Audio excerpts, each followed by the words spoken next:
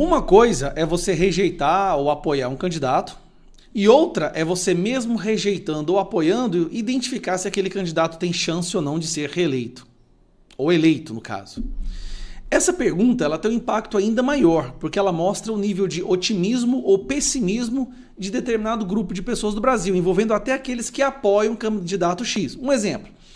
Um doido qualquer aí pode até gostar do Ciro Gomes e votar nele, mas reconhece, olha, eu voto nele, mas vamos falar a verdade, não tem chance de ganhar. Então o Atlas Intel, ela fez essa pergunta, né? Você acredita que o Lula tem chance de ser reeleito? Esta resposta é muito mais impactante e preocupante para a esquerda e para o Lula do que a rejeição e a aprovação.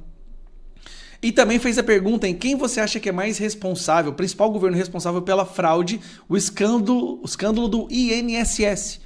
E aí a lapada dói mais ainda. Então dá uma olhada. E falando em crises criadas pelo próprio governo, outra crise que continua repercutindo, criada também pelo próprio governo, é a do INSS. E a Atlas Intel perguntou então, qual governo as pessoas acham que é o principal responsável pelas fraudes nos benefícios? Vamos ver.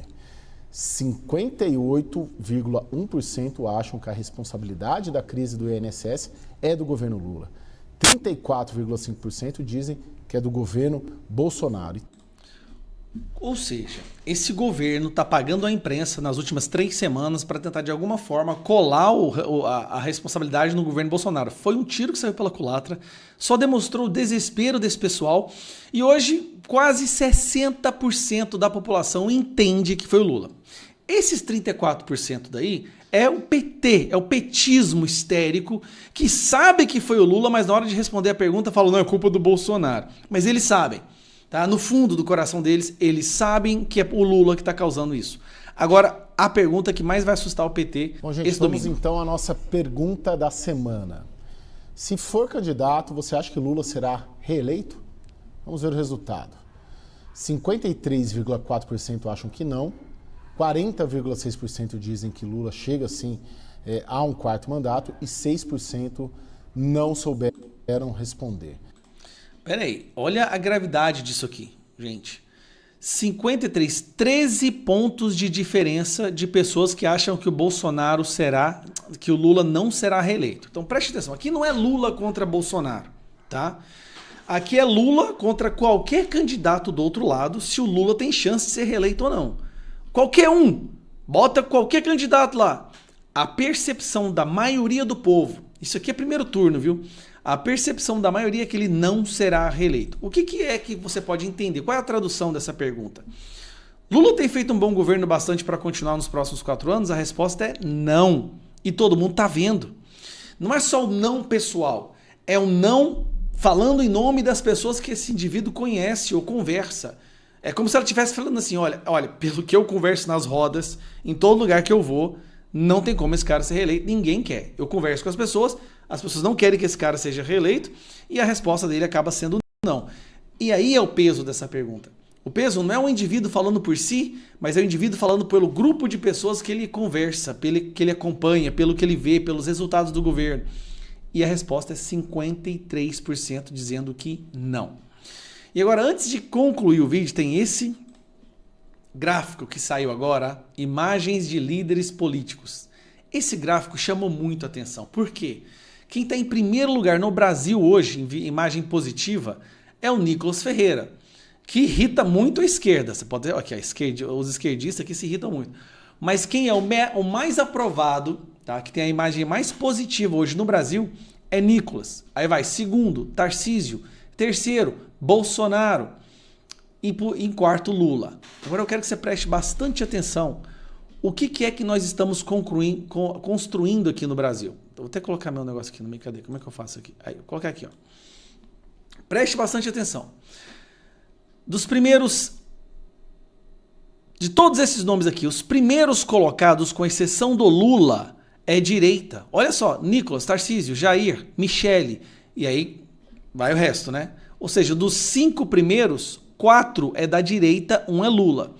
Aí você vai ver o Haddad, que já entrou aqui, tá? Olha que loucura. Você vê o Haddad, 56 de rejeição, 50, tudo aqui é acima de 50. Todos aqui estão acima de 50. E a aprovação vai só diminuindo. Cara, olha a Janja, gente. Essa primeira-dama tem quase 60% de rejeição. A Janja. Deixa eu subir aqui para mostrar a parte de baixo. Geraldo Alckmin, vice-presidente, 52. Marina Silva, 54% de rejeição. Simone Tebet, 52%. Fernando Haddad, que o Lula queria organizar... Vou colocar aqui em cima. Fernando Haddad, que o Lula queria organizar para ser o próximo, está com 56%. Está com 14 pontos a mais de rejeição. Você olha aqui no canto, ó. 14 pontos a mais de rejeição. Sérgio Moro, 41%. Ciro Gomes, Ronaldo Caiado, Pablo Marçal, Eduardo Leite, Hugo Mota e vai Davi Alcolumbre. Eu acho que em grande parte essa rejeição do Hugo Mota e Davi Alcolumbre porque são presidentes ainda que insistem em achar que tem salvação o governo do Lula e apoiam os projetos que o Lula aparece lá. Só que como eles insistem em achar que tem salvação, eles acabam colocando o nome deles associado ao Lula, só que sem ter, vamos supor assim, a notoriedade que o Lula tem. E acabam, né? Isso aqui, na verdade, representa o Congresso, tá? Ele é uma opinião quase que do Congresso que a população brasileira tem. Mas, para resumir, para concluir, a direita tá dominando, gente. É só continuar lutando. Vai vir muita paulada, vai vir busca, apreensão e prisão. Não podemos parar. Em 2027, o Brasil vai ser da direita.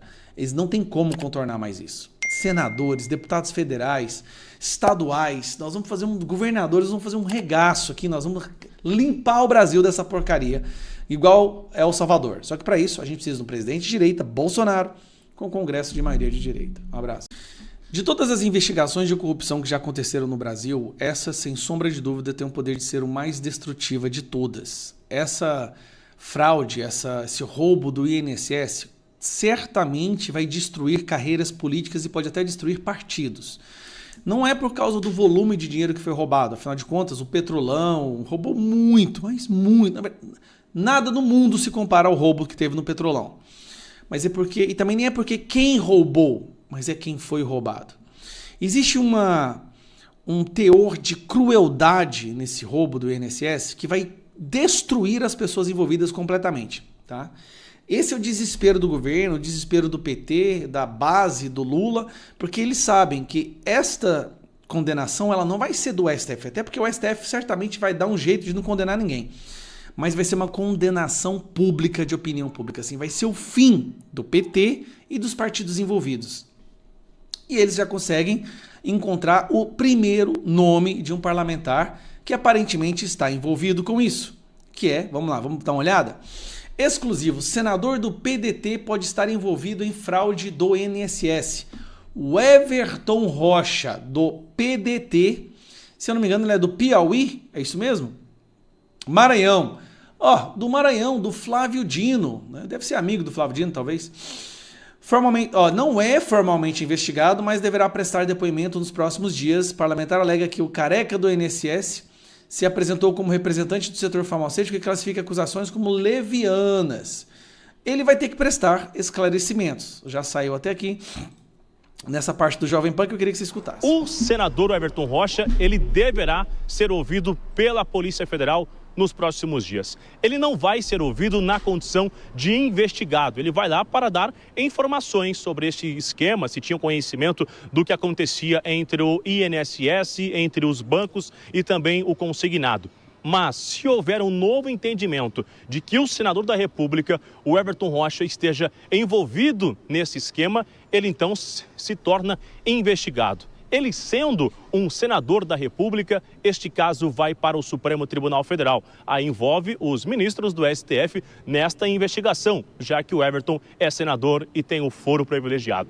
A nossa equipe já tentou contato com a assessoria do senador Everton Rocha, ainda não veio uma resposta, mas então, só para a gente entender como funcionava e o que esses auxiliares dessas entidades com quem a Jovem Pan tem conversado nas últimas horas revelam essa influência e confirmam também esses nomes ligados tanto à investigação quanto às entidades que tinham uma mensalidade que era obrigatório ser repassado para esses parlamentares do Congresso Nacional para conseguir dar essa visibilidade, conseguir essa articulação tanto em órgãos do governo federal quanto em algumas instituições e para conseguir dar essa sustentação em todo esse esquema.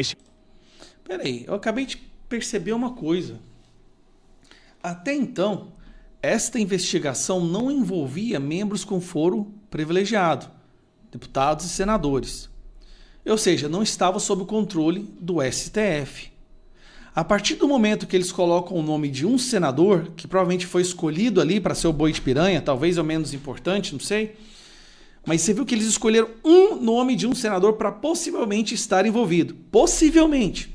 Automaticamente toda a investigação vai para o STF.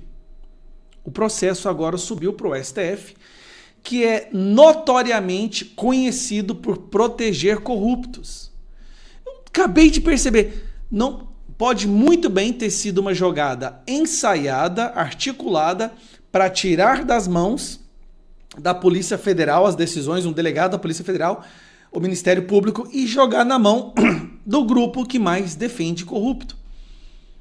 Recentemente teve até uma reunião junto com Barroso falando que se as investigações continuassem não ia sobrar nenhum banco aberto. Lembra disso? E aí de repente aparece o nome de um senador do PDT do Maranhão e nem acusado, tá? Pode estar relacionado. Só o fato de poder estar relacionado, todo o processo subiu para o STF. Eles acabaram de anular a investigação, é isso que está acontecendo. Esse senador, não sei se ele está envolvido mesmo ou não, agora eu estou entendendo. Eles usaram o cara para jogar para o STF, agora todos os 15 políticos estão tranquilos, porque quem está investigando é o STF. E a certeza de que não tem ninguém da direita ou do PL envolvido, porque se tivesse, teria sido essa pessoa usada para jogar o processo para o STF. Então já estaria até presa, na verdade. Que jogadinha mequetrefe desse pessoal agora, hein? É óbvio que eles fizeram isso justamente para tirar das mãos lá do Ministério Público, do delegado da Polícia Federal e jogar na mão de quem? Flávio Dino, do Alexandre de Moraes, não sei, lá do STF. Acabou, ninguém vai ser preso, garanta para mim. Preso pelo INSS, esquece, não adianta acompanhar a notícia, ninguém vai ser. Agora, a opinião pública vai descobrir quem são essas pessoas, nós vamos ficar sabendo dos nomes dessas pessoas e aí essa condenação será a morte política, com certeza. E o partido, inclusive, dessas pessoas vão sofrer, os partidos vão sofrer graves consequências. Nós do canal O Patriota não podemos nos calar diante da maior afronta à moralidade pública que este país já testemunhou nos últimos tempos. A fraude bilionária no INSS não é apenas mais um escândalo de corrupção entre tantos outros. Ela representa um divisor de águas. Não pela quantia desviada, embora ela seja imensa, mas pelo alvo escolhido, os aposentados, os vulneráveis, os que dependem do mínimo para sobreviver. Esse tipo de crime revela um grau de crueldade e desprezo pela dignidade humana que choca até os mais calejados observadores da política nacional. É exatamente por isso que dizemos, com todas as letras, que este escândalo tem potencial de ser o mais destrutivo de todos. Estamos falando de um esquema que não apenas desviou recursos públicos, mas que atacou diretamente a estrutura de proteção social do povo brasileiro. E o mais grave, há indícios concretos de envolvimento de figuras da alta cúpula política, inclusive do partido que atualmente ocupa o poder. O aparecimento do nome do senador Weverton Rocha, do PDT, ainda que inicialmente como testemunha, acende um alerta vermelho. Não é coincidência que ele seja do Maranhão, reduto político de Flávio Dino, figura fortemente aliada ao governo Lula. E tão logo o nome de um senador aparece na história, o caso, misteriosamente, sobe para o Supremo Tribunal Federal, onde, como bem sabemos, investigações contra a esquerda são quase sempre engavetadas, esquecidas, anuladas. Vamos ser diretos. Esta manobra tem cheiro de armação. Escolhe-se um nome menos relevante politicamente para forçar a migração do processo para o STF, tirando-o das mãos da Polícia Federal e do Ministério Público. A consequência? Imunidade política, proteção institucional, blindagem judicial. É o mesmo roteiro que vimos se repetir inúmeras vezes. E a grande pergunta é: até quando o povo brasileiro vai tolerar isso? A condenação judicial pode até não vir, sabemos como funciona o teatro institucional em Brasília. Mas a condenação da opinião pública será implacável. O povo já entendeu o jogo, já sabe quem são os atores, já reconhece as manobras, e é por isso que o PT e seus partidos aliados estão em desespero. Porque, desta vez, o dano não será apenas jurídico, será moral e político. Esta fraude no INSS pode, sim, significar o fim de carreiras, de mandatos e até de legendas inteiras. E nós, do canal O Patriota, estaremos aqui para denunciar, cobrar e jamais permitir que esta podridão seja varrida para debaixo do tapete. O povo está acordando, a máscara está caindo, e dessa vez não haverá blindagem capaz de proteger os culpados da fúria da verdade.